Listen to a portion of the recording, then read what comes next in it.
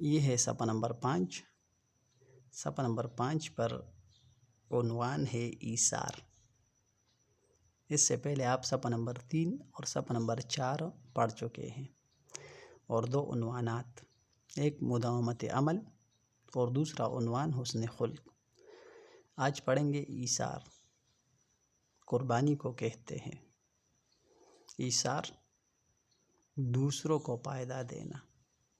آپ صلی اللہ علیہ وآلہ وسلم کے اخلاق و عادات میں جو وصف سب سے زیادہ نمایاں اور جس کا اثر ہر موقع پر نظر آتا تھا وہ ایثار تھا۔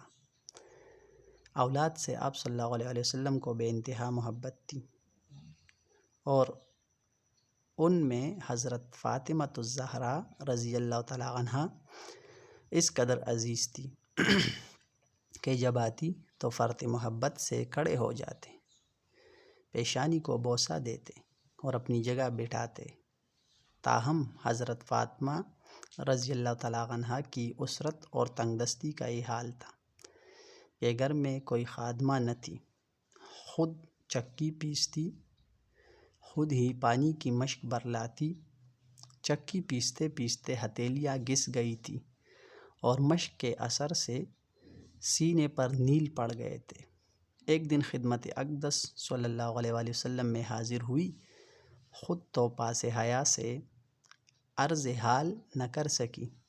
جناب علی رضی اللہ تعالیٰ عنہ نے ان کی طرف سے یہ حال عرض کیا اور درخواست کی کہ فلاں غزوہ میں جو کنیزیں آئی ہیں ان میں سے ایک کنیز مل جائے۔ آپ صلی اللہ علیہ وآلہ وسلم نے ارشاد فرمایا، ابھی اصحاب صفہ کا انتظام نہیں ہوا، اور جب تک ان کا بندوبست نہ ہو لے میں اور طرف توجہ نہیں کر سکتا۔ پیراگراف نمبر 1 ہے ایثار عنوان ہے۔ ایثار کے حوالے سے اس پیراگراف میں حضور صلی اللہ علیہ وآلہ وسلم کے ایثار کا ذکر ہے۔ اپنے فائدے کو دوسروں پر قربان کر دینا، اپنی چیزوں کو دوسروں پر قربان کر دینا، اپنے اختیارات کو دوسروں کے کام میں لانا، اور وہ وصف ایثار تھا جو ہر موقع پر ہر جگہ پر حضور صلی اللہ علیہ وآلہ وسلم کے واقعات میں نظر آتا ہے۔ اولاد سے بھی بے انتہا محبت تھی۔ ایک واقعہ ہے حضرت فاطمہ رضی اللہ تعالیٰ عنہا کے حوالے سے۔ سب سے پہلے اس کی تعریف ہے، جب یہ آتی تو آپ کھڑے ہو جاتے، پیشانی کو چومتے، اپنی جگہ بٹھاتے۔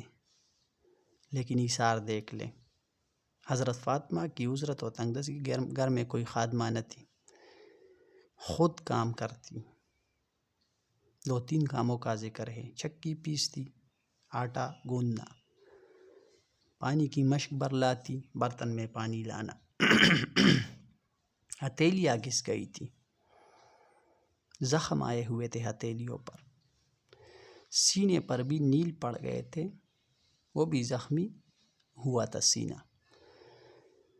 ایک واقعہ ہے کہ ایک دن خدمت اقدس میں حاضر ہوئی، دونوں میاں بیوی، جناب علی اور حضرت فاطمۃ الزہرا رضی اللہ تعالیٰ عنہا۔ خود تو پاس حیا سے عرض حال نہ کر سکی، کہنے کی جرأت نہ کر سکی کہ میں حضور سے ایک کنیز مانگ لوں۔ جناب علی نے ان کی طرف سے یہ حال عرض کیا کہ درخواست کی کہ فلاں غزوہ میں جو کنیزیں آئی ہے ان میں سے ایک کنیز مل جائے، یعنی بیوی بیمار ہے، سینے پر زخم ہے، ہتھیلیاں گھس گئی ہے، اور ہمیں ایک کنیز کی ضرورت ہے۔ آپ صلی اللہ علیہ وسلم نے ارشاد فرمایا، ابھی اصحاب صفہ، یعنی وہ صحابہ جو مسجد نبوی کے سامنے صفہ چبوترے پر اونچی جگہ پر بیٹھتے تھے، غربا صحابہ کا انتظام نہیں ہوا، اور جب تک ان کا بندوبست نہ ہو لے میں اور طرف توجہ نہیں کر سکتا۔ یہ ایثار کا حال تھا۔ اپنی بیٹی کو اور اپنے داماد کو کیا فرمایا کہ میں غربا میں تقسیم کر لوں، اور بچ جائے، باقی رہ جائے تو میں آپ کو کنیز دے سکتا ہوں۔ اس پیراگراف میں ایثار کا ذکر ہے۔ پہلے حضرت فاطمہ الزہرا کا، حضور کے ایثار کا، پھر اس کے بعد ایک واقعہ ہے، اور واقعے کے آخر میں حضور صلی اللہ علیہ وسلم کا ایک قول ہے۔ تو چلو چلتے ہیں عنوان نمبر 4 کی طرف۔ تواضع۔ تواضع عاجزی کو کہتے ہیں، انکساری کو۔ حضور صلی اللہ علیہ وسلم کی طبیعت میں گھر کا کام کاج خود کرتے، کپڑوں میں پیوند لگاتے، گھر میں خود جھاڑو دیتے، دودھ دوہ لیتے، بازار سے سودا لاتے، جوتی پٹ جاتی تو خود گانٹھ لیتے، گدے کی سواری سے آپ صلی اللہ علیہ وسلم کو عار نہ تھا، غلاموں اور مسکینوں کے ساتھ بیٹھتے اور ان کے ساتھ کھانا کھانے سے پرہیز نہ تھا۔ ایک دفعہ گھر سے باہر تشریف لائے، لوگ تعظیم کو اٹھ کھڑے ہوئے، فرمایا اہل عجم کی طرح تعظیم کے لیے نہ اٹھو۔ غریب سے غریب بیمار ہوتا تو عیادت کو تشریف لے جاتے، مفلس اور فقیروں کے ہاں جا کر ان کے ساتھ بیٹھتے، تو اس طرح بیٹھتے کہ امتیازی حیثیت کی بنا پر کوئی آپ صلی اللہ علیہ وسلم کو پہچان نہ سکتا۔ کسی مجمع میں جاتے تو جہاں جگہ مل جاتی بیٹھ جاتے۔ ایک دفعہ ایک شخص ملنے آیا، لیکن نبوت کا رعب اس قدر طاری ہوا کہ کانپنے لگا۔ آپ صلی اللہ علیہ وسلم نے فرمایا گھبراؤ نہیں، میں بادشاہ نہیں، ایک قریشی عورت کا بیٹا ہوں جو سوکھا گوشت پکا کر کھایا کرتی تھی۔ تواضع کے نیچے جو پیراگراف ہے اس میں حضور صلی اللہ علیہ وسلم کے کاموں کا ذکر ہے۔ گھر کا کام کاج خود کرنا، کپڑے اگر پٹ جائے تو خود پیوند لگانا، گھر کی صفائی خود کرنا، جانوروں سے دودھ خود دو لینا، بازار سے سودا سلف خود لانا، جوتی اگر پٹ جائے تو خود گانٹھ لینا، سواری میں گدے کی سواری سے آپ کو کوئی شرم محسوس نہ ہوتی، عار نہ تھا، غلام اور مسکینوں کے ساتھ بیٹھتے، ان کے ساتھ کھانا کھاتے، غریبوں کے ساتھ بیٹھتے، ان کے ساتھ معاملات کرتے، پرہیز نہ تھا، یعنی عاجزی تھی طبیعت میں۔ ایک واقعہ ہے کہ ایک دفعہ گھر سے باہر تشریف لے گئے، جس طرح اور لوگوں کے سامنے، بادشاہوں کے سامنے عام طور پر یہ رواج تھا اس زمانے میں بھی کہ لوگ کھڑے ہو جاتے۔ حضور نے فرمایا اہل عجم کی طرح تعظیم کے لیے نہ اٹھو، یہ تم کیا کر رہے ہو؟